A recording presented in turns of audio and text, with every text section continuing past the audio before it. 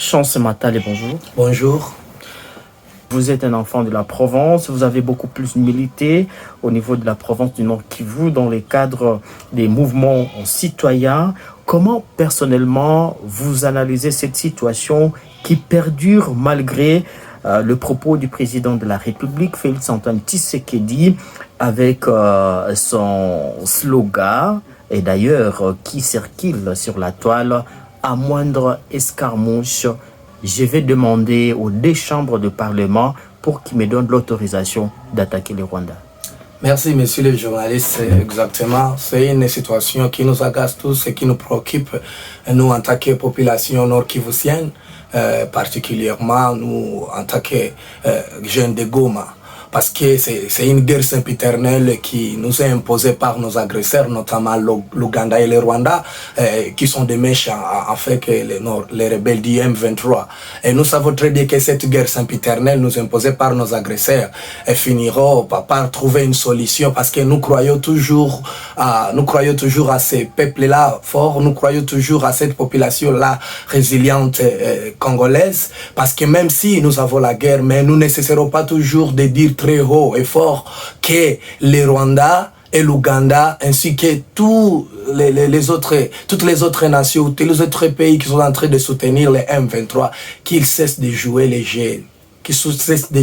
Parce que c'est une population meurtrière qui est en train de lancer cet appel. C'est une population souffrante, c'est une population asservie. Il y a maintenant 20 ans d'années que cette guerre persiste, comme vous venez de le dire. Et moi, je n'ai que 28 ans, et donc 20 ans derrière moi, il y avait toujours cette guerre. Et parlant de la guerre à l'est de la République démocratique du Congo, je pense que pour bien comprendre cette guerre, nous devons comprendre d'abord sa genèse, ainsi que son but, sa finalité.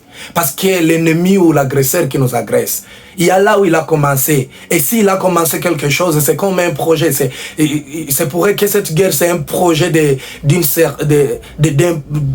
partie, d'un certain pays du monde qui cherche toujours à piller les richesses démocratiques du Congo. C'est pour cela que nous sommes en train de baptiser la guerre en République démocratique du Congo comme une guerre des minéraux, guerre du sang. Et je peux dire que cette situation doit préoccuper tout le monde en tant que Congolais. Alors Chance Matale, les deux provinces, la province du Nord Kivu, la province de l'Ituri, ont été mis sous un régime spécial de l'état de siège, et c'était pour combattre les groupes armés. Avec l'arrivée du gouverneur militaire, le général-major Thierry Mwami Peter, je propose d'abord aux téléspectateurs de voir les propos du général-major Peter Thierry Mwami dès qu'il est arrivé dans la ville de Goma face à la situation du M23. Suivez, on se retrouve après. Vous savez que l'armée, c'est l'instrument de la politique. Nous nous comportons en fonction des instructions du politique. On ne nous a pas demandé de venir attaquer, on nous a demandé d'observer les cessez-le-feu. Si les M23 tient à violer les cessez-le-feu, c'est leur problème. Ça sera vu devant tout le monde et au niveau international qu'ils ont violé les cessez-le-feu. Mais nous, de notre côté, nous faisons notre travail en respectant les instructions de la hiérarchie. Alors, Chance Matale, vous venez de suivre les propos du général Peter Thierry Mwami qui parle que l'armée congolaise doit respecter les cessez-le-feu. Jusque quand? Eh bien, nous avions suivi, nous tous, les propos de monsieur le général Thierry Mwami, lorsqu'il est arrivé à Goma, lorsqu'il a été nommé comme gouverneur intérimaire, continuant à diriger la province après Constant Ndima, bien sûr.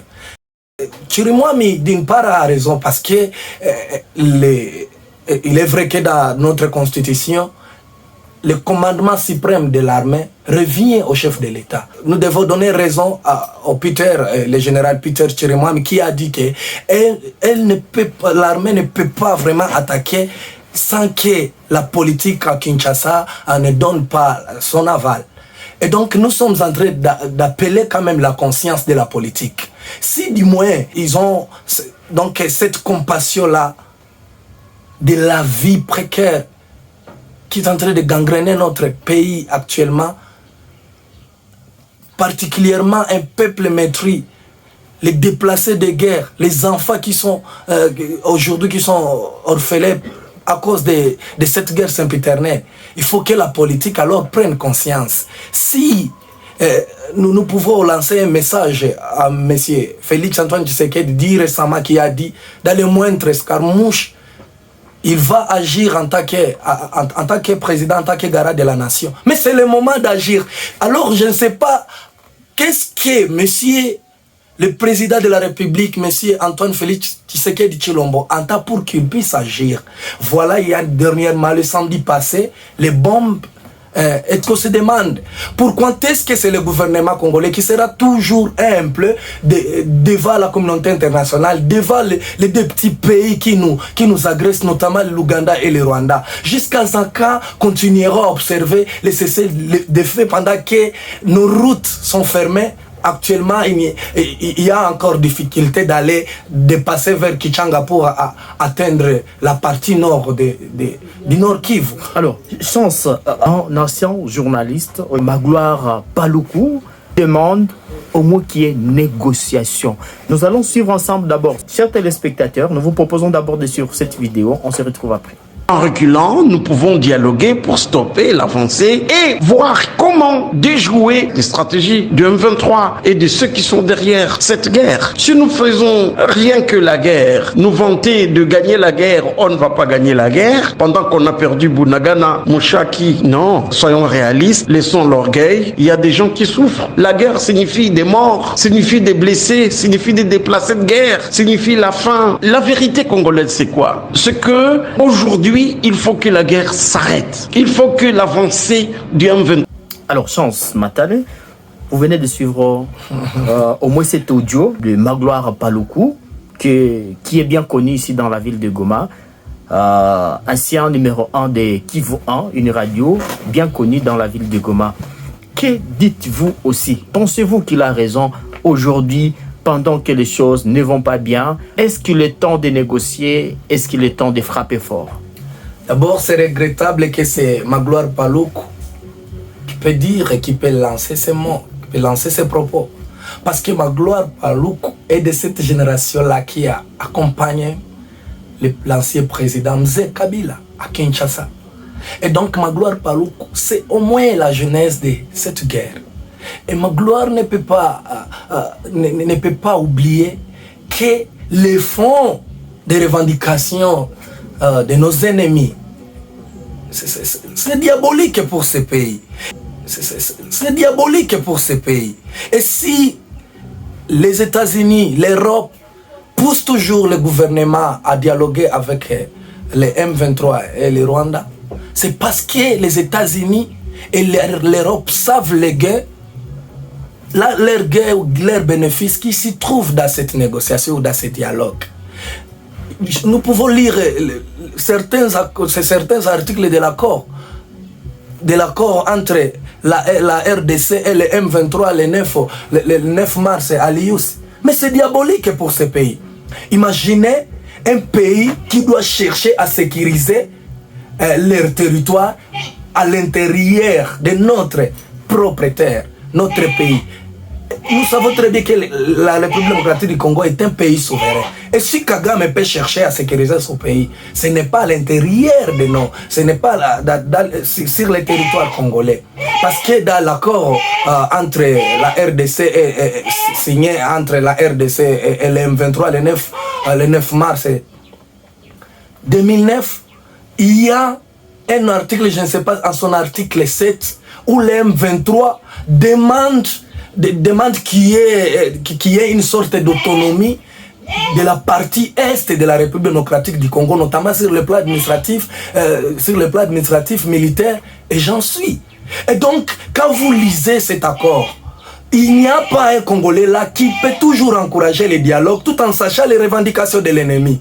Parce que toutes les revendications de l'ennemi vont dans le sens de la balkanisation de ces pays. Quand on dit qu'on doit considérer l'Ituri,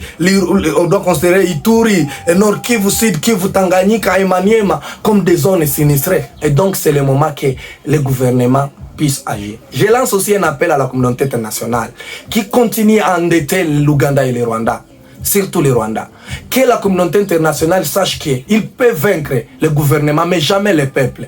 Il peut vaincre l'armée, mais jamais l'armée populaire. Il peut vaincre Monsieur Félix Antoine Tshisekedi Tshilombo, mais jamais il ne vaincra pas la RDC parce que nous sommes un pays souverain. Nous allons nous lever et nous allons soutenir notre armée républicaine et nous allons nous rassurer que nous finissons cette guerre par les armes, parce que l'ennemi utilise les armes et nous savons d'où viennent ces armes et qu'un jour, justice de Dieu il y en a. Merci beaucoup à vous, Chance Matale, d'avoir répondu à l'invitation de OPIC de l'Info Télévision et surtout dans cette émission Mon pays et moi. C'est moi qui vous remercie.